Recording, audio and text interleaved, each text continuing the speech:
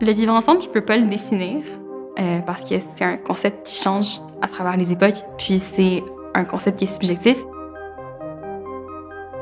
Vivre, c'est la simple notion d'être, d'exister, de se réaliser, et ensemble, on pourrait dire que c'est les uns avec les autres collectivement.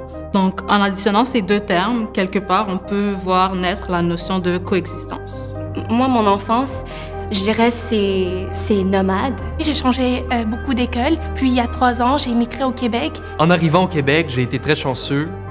J'ai vécu une expérience qui est somme toute positive dans l'intégration. Quand on est arrivé à l'école secondaire, c'est là où il y a vraiment des étudiants de divers milieux qui se rencontrent. Et puis, on remarquait un peu, pas un clash, mais plutôt... Il y a une peur de l'autre qui se développe. On se demande, est-ce qu'il y a islamophobie au Québec? Quand on marche à pas feutrés autour de termes comme l'inclusivité, comme le racisme, notre réponse immédiate va être de dire « Ah, ben ça fait pas partie de ma culture, donc ça me rend mal à l'aise. » Trouver une façon d'être à l'aise avec cet inconfort-là, c'est là qu'on progresse.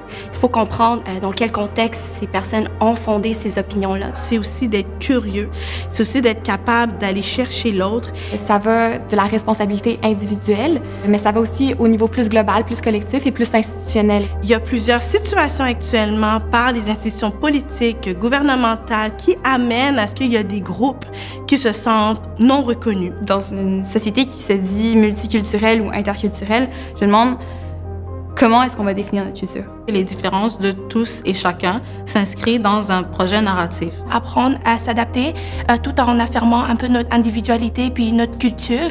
Et je pense que les gens qui viennent peuvent apporter aussi une pierre à l'édifice pour faire évoluer cette identité. Que leur point de vue soit considéré dans les décisions collectives qui sont prises en tant que société. Ma société de demain idéale, Ça serait mieux aujourd'hui, mais on va dire pour demain. Ce serait une société où on dit plus souvent « je ne sais pas ». Ça fait en sorte qu'on fait preuve de plus d'ouverture envers l'autre, puis ça fait en sorte qu'on admet sa propre incompréhension. C'est se rendre compte qu'on a beaucoup plus de points en commun que de différences.